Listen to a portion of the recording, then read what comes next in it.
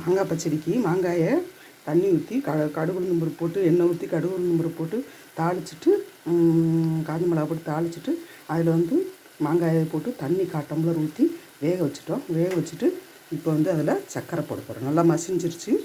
இப்போ வந்து நமக்கு இனிப்புக்கு தேவையான அளவுக்கு சர்க்கரை போட்டுக்கலாம். அதில் சர்க்கரை போட்டாச்சு. அடுத்து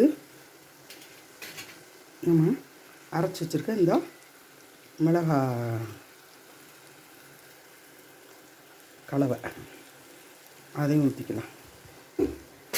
அதையும் ஊற்றிட்டு உப்பு இந்தளவுக்கு ஒரு 1/4 ஸ்பூன் உப்பு போட்டுக்கலாம். அப்புறம் ஒரு பிஞ்ச் அளவுக்கு கரம் மசாலா தூள் இது போட்டு நல்லா இதை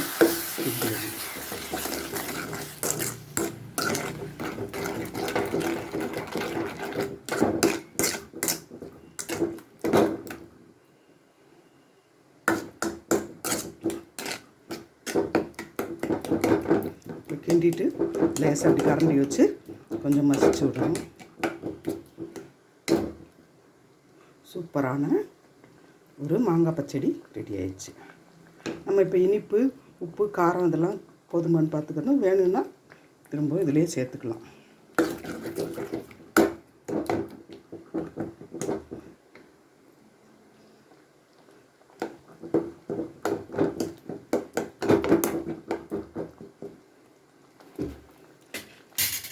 இப்படி ஒரு 2 நிமிஷம் நல்லா வேகட்டும்.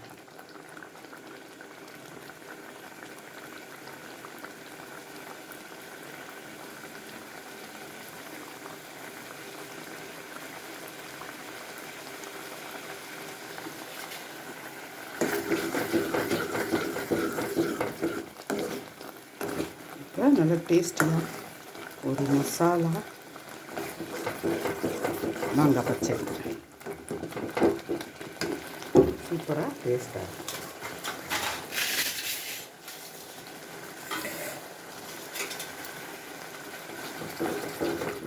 இப்போ எடுத்து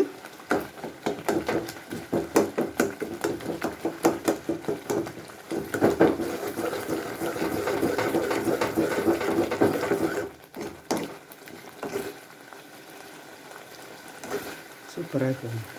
இந்த இது வந்தோடனே எடுத்து நம்ம வச்சுக்கலாம், சாப்பிட ஆரம்பிக்கலாம்.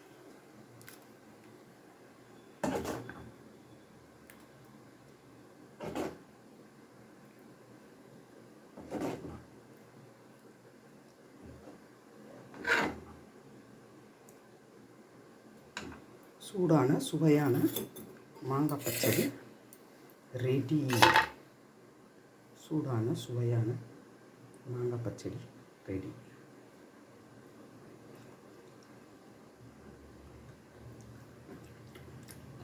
சூப்பர் டேஸ்ட்டாக இருக்குது.